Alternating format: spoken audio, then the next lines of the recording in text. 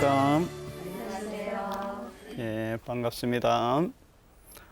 지난 시간에 우리는 변형일치 기도의 결과에 대해서 세 번째까지 말씀드렸는데 오늘은 그 네 번째 다시 말씀드립니다. 이어서 이 단계에 있는 영혼은 이전에는 주님이 너무 보고 싶어 죽기를 희망하며 갖은 고생을 다 받아들였지만 이제는 주님만을 섬길 욕망이 너무 간절해서 살든지 죽든지 오직 하느님만을 섬길 강한 열망만을 갖게 됩니다.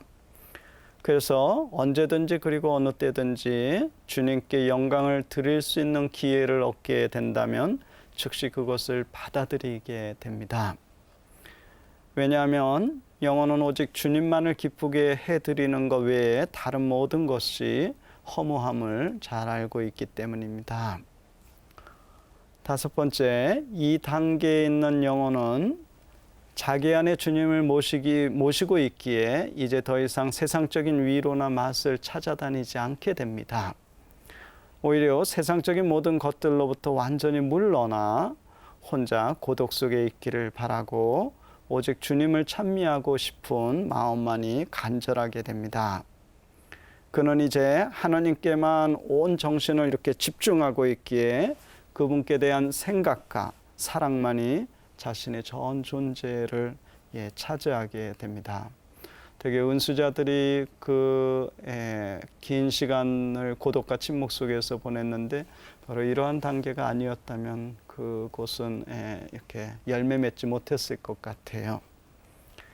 여섯 번째, 주님께서 영혼을 당신과의 이러한 깊은 일치로 초대해 주시면 그는 즉시 주님께 응답하게 됩니다.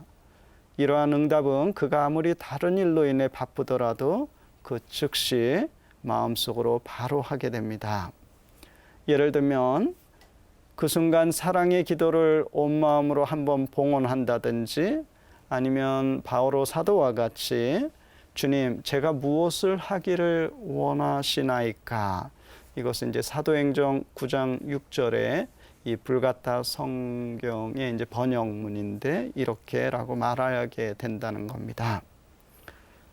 이러한 주님과의 사랑의 만남을 통해서 영혼은 이제 그분께서 자신에게 무엇을 원하시는지를 깨닫게 되고 그리고 손수 그것을 깨달은 바를 행하게 됩니다. 일곱 번째, 영혼이 다른 궁방들에 머물 때는 종종 시끄러움이나 메마름에 노출되기도 하였지만 이제 이 깊은 변형일치의 단계에서는 항상 깊은 고요함과 평온함을 체험하게 됩니다. 여기에서는 더 이상 인간적인 감각이나 능력 혹은 지성은 아무런 역할을 하지 못하고 더욱이 사탄은 감히 이곳에 발을 들여놓을 수도 없게 됩니다. 이 단계에서는 주님과 영혼이 깊은 침묵 속에서 서로 일치하여 있을 뿐입니다. 여덟 번째, 이 단계에 다다른 영혼은 모든 인간적인 감각을 잃게 되고 또한 더 이상 신비적인 탈원도 체험하지 않게 됩니다. 그런 깊은 단계에서는 더 이상 그런 신비적인 그런 체험 이런 것들도 일어나지 않게 됩니다. 주님과 함께 있기 때문에 비록 어느 날 황홀한 체험을 한다 하더라도 그전과 같은 탈원의 상태는 아니라는 겁니다. 그러므로 그런 현상이 일어날지라도 그전처럼 사람들 앞에서 일어나지도 않고 또한 그전처럼 신심을 불러일으킬 만한 것들, 예를 들면 성화라든지 성상이라든지 또 뭐 좋은 강론들, 또 좋은 강의들, 좋은 음악들이 그 영혼에게는 이제 아무런 도움이 되지 못하게 됩니다. 우리가 이렇게 아직도 이렇게 좋은 강의들 찾아서 여기저기 떠나들고 있다면은 우리 아직 이런 단계 아직 이르지 못한 거예요. 또 아홉 번째, 이전에는 신비로운 것들을 접하면 두려움이라든지 무서움을 체험하기도 했지만 이 단계에 있는 영혼은 더 이상 불안해하지도 않고 무서움을 느끼지도 않게 됩니다. 이제 영혼은 그러한 극도의 허약함을 벗어나게 됩니다. 아마도 주님께서 그 영혼을 더 굳세게 해주시어 그는 이제 아무런 두려움에 휩싸이지 않게 됩니다. 이러한 깊은 단계에서는요. 아직도 우리가 어떠한 것들에 대해서 이런 두려움이라든지 무서움을 또 신비로운 어떤 그런 체험을 하는 중에 그런 걸 느끼고 있다면 아주 이런 깊은 단계에 이르지 못했다는 거예요.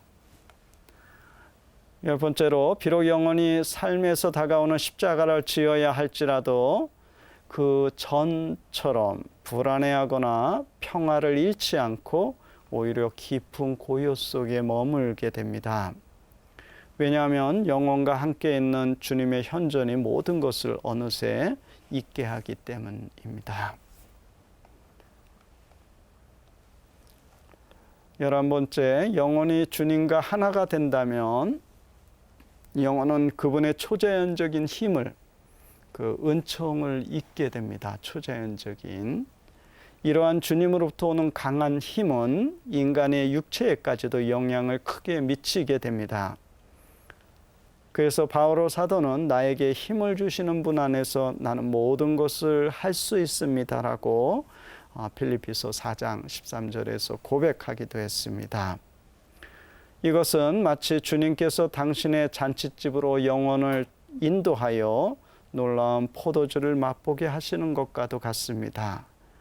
일단 영혼이 그 신비로운 포도주를 맛보게 되면 내면으로부터 강한 힘이 솟아나와 나약한 육체를 넘어 그의 존재 전체에 흘러넘치게 됩니다.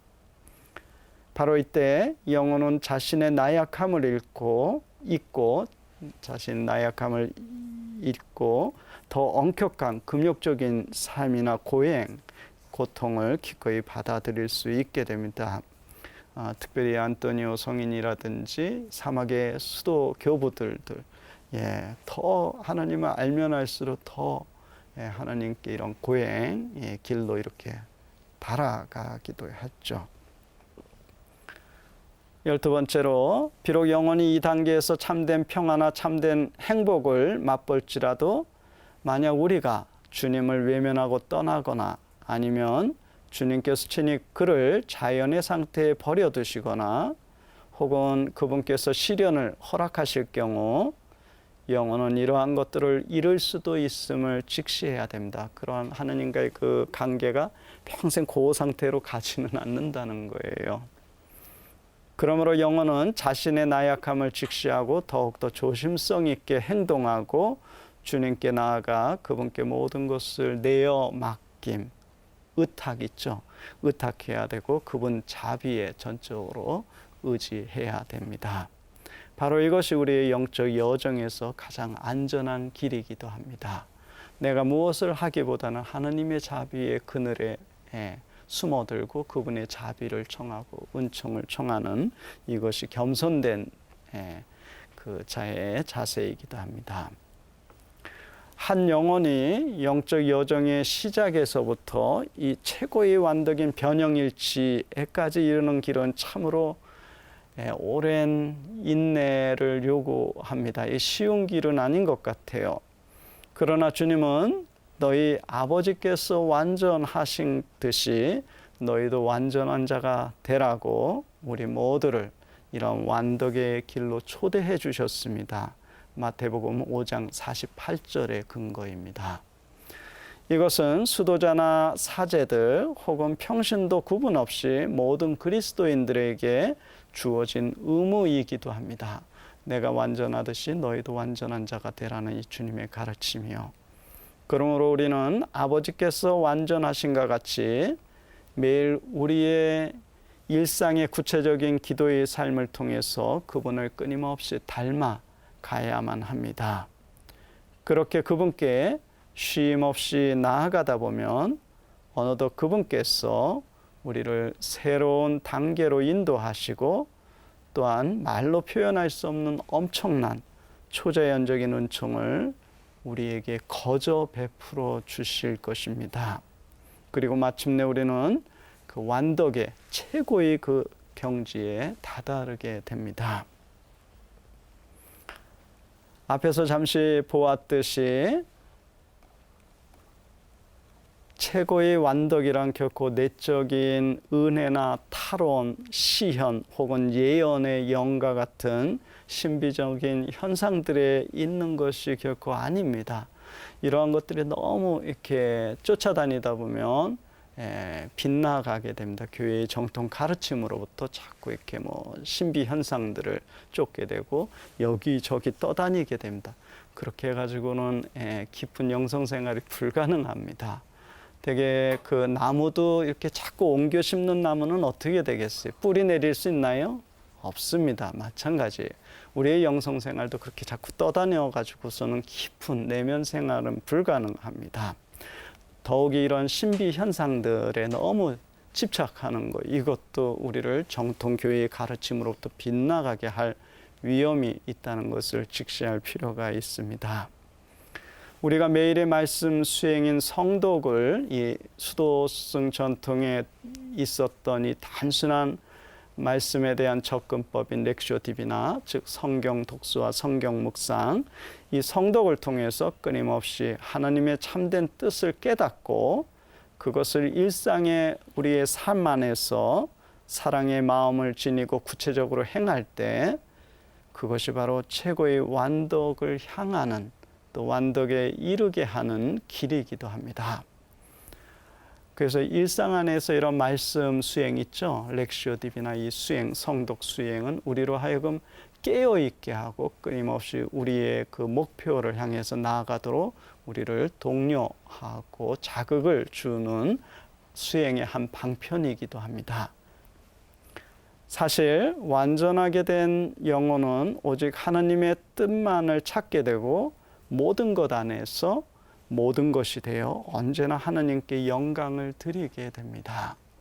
이 모든 것 안에서 모든 것이 된다는 거, 이거 진짜 그런 깊은 경지가 아니면 이건 불가능합니다.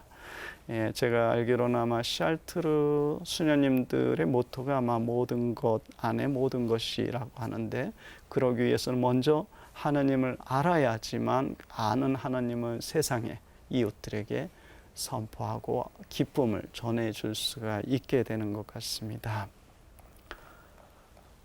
오늘 강의는 여기까지 하고 다음 시간에는 이제 교부들, 고대 교부들의 관상의 길에 대한 이해에 대해서 좀 살펴보도록 하겠습니다.